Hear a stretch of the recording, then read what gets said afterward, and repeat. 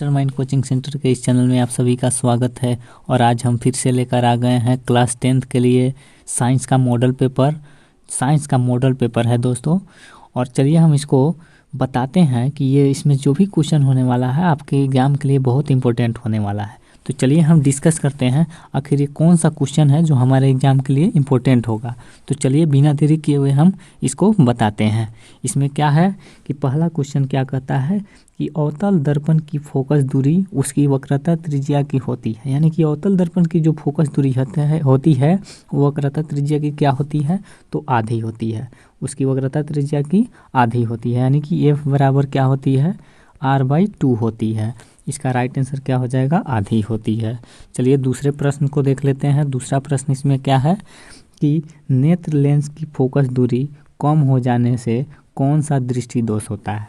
नेत्र लेंस की जो फोकस दूरी है कम हो जाने पर कौन सा दृष्टि दोष होता है, तो ये जो होता है निकट दृष्टि दोष है। कम हो गया तो निकट दृष्टि दोष हो जाता है। चलिए तीसरे प्रश्न की ओर। तीसरा प्रश्न क्या है कि लघु पथन के समय परिपथ में विद्युत धारा का मान में क्या परिवर्तन होता है। जब लघु पथन होता है, देखिए विद्यार्थियों, जब लघु पथन होता है तो उस समय परिपथ में विद्युत धारा का मान क्या होता है, तो बहुत अधिक बढ़ जाता है। बहुत अधिक बढ़ जाता है। लघु पथन यानी कि शॉर्ट सर्किट, शॉर्ट लगता है तो क्या होता है, विद्युत धारा का मान बहुत अधिक बढ़ जाता है। ये इंपॉर्टेंट क्वेश्चन है आपके एग्जाम के लिए, VVI क्वेश्चन होने वाला है। इसमें जो भी क्वेश्चन आपको इस वीडियो में कवर किया गया है आपके एग्जाम के लिए बहुत इंपॉर्टेंट होने वाला है। तो इसको एक एक करके देखते चलिएगा अच्छे से। चलिए चौथा प्रश्न को देखते हैं। चौथा प्रश्न इसमें क्या है कि निम्नलिखित में कौन सा पद विद्युत परिपथ में विद्युत शक्ति को निरूपित नहीं करता है।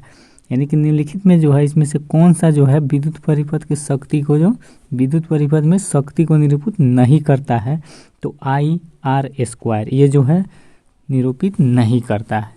चलिए बिना देरी किए अगले प्रश्न की ओर। अगला प्रश्न 5वां नंबर प्रश्न क्या है कि अभिनेत्र लेंस फोकस दूरी में परिवर्तन किया जाता है। अभिनेत्र लेंस की जो फोकस दूरी है उसमें परिवर्तन किया जाता है तो पश्चमाभी मांसपेशियों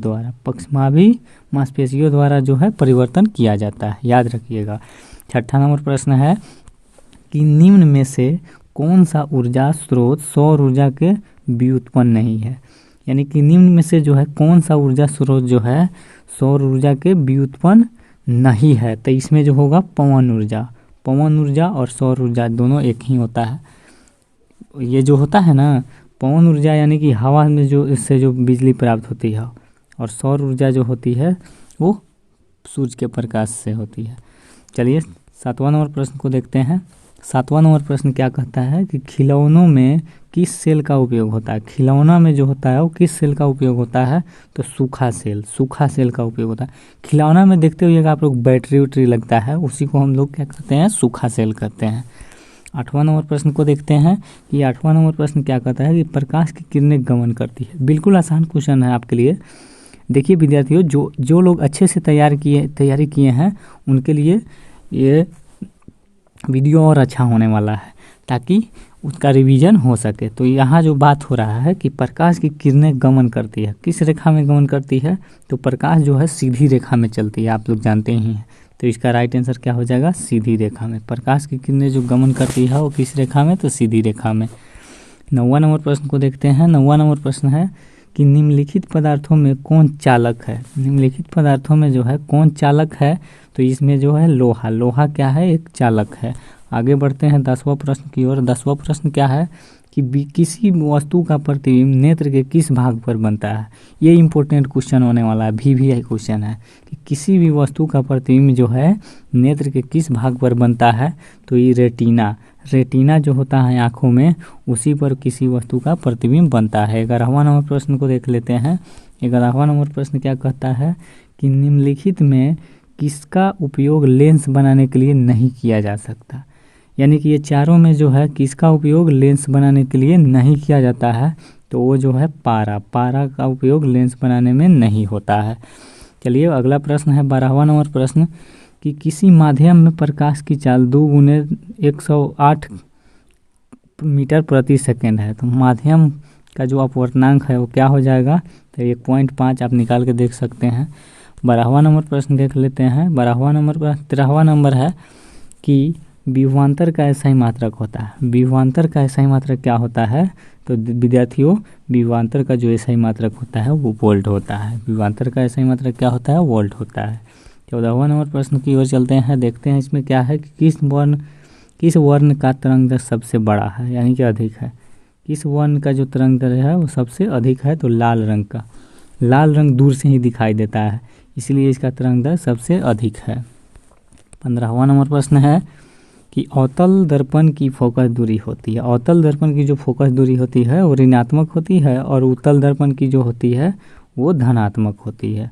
उत्तल की धनात्मक होगी और अवतल का ऋणात्मक होगा। तो इसमें बात हुआ है अवतल दर्पण की फोकस दूरी की, तो ये क्या हो जाएगी? ऋणात्मक। आगे बढ़ते हैं। आगे है 16 नंबर प्रश्न कि किसी अवतल दर्पण की फोकस दूरी और उसकी वक्रता त्रिज्या, ये फोकस दूरी f और वक्रता त्रिज्या r हो तो निम्नलिखित में कौन सा संबंध जो है सही है? तो ये क्या हो जाएगा? r बराबर 2f या f बराबर r/2, बात वहीं होगा। r बराबर 2f भी हो सकता है। 17वां नंबर प्रश्न क्या है कि न्यूक्लियस शब्द किसके द्वारा ली गई है? न्यूक्लियस जो है ये शब्द किसके द्वारा ली गई है? तो रॉबर्ट ब्राउन के द्वारा ये शब्द ली गई है। 18वां नंबर प्रश्न है कि निम्न में से कौन अनवीकरणीय ऊर्जा का स्रोत नहीं है? निम्न में जो है कौन अनवीकरणीय ऊर्जा का स्रोत नहीं है? तो बायोगैस। बायोगैस जो है अनवीकरणीय ऊर्जा का स्रोत नहीं है, ये तो बनाया जा सकता है। 19वां नंबर प्रश्न है कि स्विच लगाए जाते हैं। स्विच जो है किस तार में लगाए जाते हैं? तो गर्म तार में, यानी कि जो मेन तार होता है उसी में स्विच लगाया जाएगा, ताकि उसका लाइन कभी भी हम लोग काट सकें फिर से दे सकें। तो इस गर्म तार में स्विच लगाए जाते हैं। 20वां नंबर प्रश्न है कि दर्पण सूत्र, दर्पण का जो सूत्र है वो क्या है? तो वो दर्पण का सूत्र जो है राइट है कि 1/v + 1/u बराबर 1/f दर्पण का सूत्र होता है। इंपॉर्टेंट क्वेश्चन है, इसको तो अच्छे से याद कर लीजिएगा। चलिए 21वां नंबर प्रश्न को देखते हैं। इसमें 21वां नंबर प्रश्न है कि टिंडल प्रभाव जो है प्रदर्शित करता है, किस चीज़ को प्रदर्शित करता है टिंडल प्रभाव? तो प्रकाश का प्रकीर्णन। प्रकाश के प्रकीर्णन को प्रदर्शित करता है, उसी को हम टिंडल प्रभाव कहते हैं। 22वां नंबर प्रश्न है कि कार्य करने की क्षमता को कहते हैं। कार्य करने की जो क्षमता होती है उसे हम क्या कहते हैं? तो ऊर्जा। ऊर्जा के द्वारा ही हम किसी कार्य को कर सकते हैं, तो कार्य करने की क्षमता को क्या कहते हैं? ऊर्जा। आगे है 23वां नंबर प्रश्न कि उत्तल दर्पण में प्रतिबिंब बनता है। उत्तल दर्पण में जो है कैसा प्रतिबिंब बनता है? तो आभासी। उत्तल दर्पण में प्रतिबिंब कैसा बनता है? आभासी। 24वां नंबर प्रश्न है कि प्रकाशिक माध्यम जो है कितने प्रकार के होते हैं? प्रकाशिक माध्यम जो है कितने प्रकार के होते हैं? तो 3 प्रकार के होते हैं। प्रकाशिक माध्यम 3 प्रकार के होते हैं।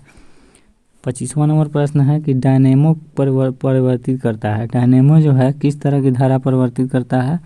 तो यांत्रिक ऊर्जा को विद्युत ऊर्जा में। डायनेमो जो है यांत्रिक ऊर्जा को विद्युत ऊर्जा में परिवर्तित करता है। 26वां नंबर प्रश्न है कि किसी कार का अग्रदीप में प्रयुक्त दर्पण निम्नलिखित में से कौन है? यानी कि किसी कार में जो है आगे कौन सा दर्पण लगा होता है? तो अवतल, और साइड में उत्तल। आगे का बात अग्रदीप यानी कि अवतल होगा।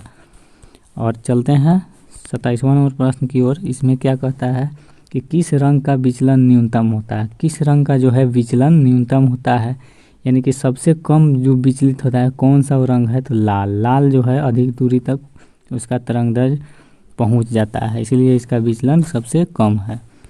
28वां नंबर प्रश्न है कि जो ये अभिक्रिया दिया हुआ है इसमें किसका उपचयन होता है? तो इसमें जो है H2 का देख रहे हैं उपचयन हो रहा है। चलिए 29वां नंबर प्रश्न क्या कहता है कि सोडियम की संयोजकता क्या है? सोडियम की जो संयोजकता है वो क्या है? तो 1 है। सोडियम की संयोजकता 1 होती है। 30वां नंबर प्रश्न है, बहुत इंपॉर्टेंट प्रश्न आपके लिए, कि संगमरमर का रासायनिक सूत्र है। संगमरमर का रासायनिक सूत्र, तो इसका रासायनिक सूत्र क्या होता है कि CaCO3। संगमरमर का रासायनिक सूत्र CaCO3 होता है। आगे है 31वां नंबर प्रश्न कि कौन सी गैस ओजोन परत में छेद के लिए उत्तरदायी है? कौन सी गैस है जिसके कारण ओजोन परत में छेद हो जाता है? तो ये जो है CFC क्लोरोफ्लोरोकार्बन जो ये गैस है इसके द्वारा ही ओजोन परत में छिद्र हो रही है। एक 32वां नंबर प्रश्न को देखते हैं। इसमें कह रहा है कि आवर्त सारणी में कितने वर्ग है। तो वर्ग का बात जब भी कहेगा तो समझ जाइए 18। वर्ग कितने हैं तो 18 है। आवर्त सारणी में कितने वर्ग हैं तो 18 है। आवर्त की बात करेगा तो 7। आगे बढ़ते हैं। 33वां नंबर प्रश्न है कि फेरस सल्फेट क्रिस्टल का रंग होता है। फेरस सल्फेट जो क्रिस्टल का रंग होता है वो कैसा होता है तो हरा होता है। फेरस सल्फेट क्रिस्टल का रंग हरा होता है, तो इसका राइट आंसर हरा हो जाएगा। आगे बढ़ते हैं 34वां नंबर प्रश्न की ओर। 34वां नंबर प्रश्न है कि आधुनिक आवर्त सारणी में कौन सा आवर्त अभी तक अधूरा है। आधुनिक जो आवर्त सारणी बना है उसमें कौन सा आवर्त जो है अभी तक अधूरा है तो 7वां आवर्त। 7वां आवर्त जो है अभी तक अधूरा ही है। 35वां नंबर प्रश्न है कि COOH अभिक्रिया मूलक को क्या कहते हैं। COOH अभिक्रिया मूलक को क्या कहते हैं तो इसको जो कहते हैं अम्ल। अम्ल COOH अम्ल होता है। आगे बढ़ते हैं। 36वां नंबर प्रश्न है कि अभी तक ज्ञात तत्वों की संख्या कितनी है तो 114 है। अभी तक ज्ञात तत्वों की संख्या 114 है। कुल 114 तत्व ज्ञात हो चुके हैं। आगे बढ़ते हैं 37वां नंबर प्रश्न कि यदि किसी तत्व की परमाणु संख्या 12 है तो उसकी संयोजकता क्या होगी। किसी भी तत्व की परमाणु संख्या 12 है तो उसकी संयोजकता क्या हो जाएगी तो 2 हो जाएगी। 38वां नंबर प्रश्न है कि पेंसिल बनाने में कार्बन के किस अपरूप का उपयोग किया जाता है।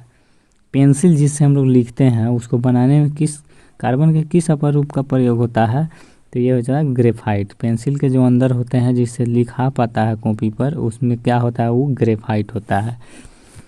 39वां नंबर प्रश्न है कि सिनेबार अयस्क है। सिनेबार जो है अयस्क है, किसका अयस्क है तो पारद का। पारद का जो होता है अयस्क होता है वो सिनेबार होता है। 40वां नंबर प्रश्न है और लास्ट प्रश्न आज का कि हीलियम परमाणु के बाहरी कक्षा में कितने इलेक्ट्रॉन रहते हैं। हीलियम परमाणु के जो है बाहरी कक्षा में कितने इलेक्ट्रॉन होते हैं तो इसमें जो होते हैं 2 इलेक्ट्रॉन होते हैं। तो आज के लिए आप लोगों के लिए इतना ही क्वेश्चन हम इस वीडियो में कवर कर रहे हैं।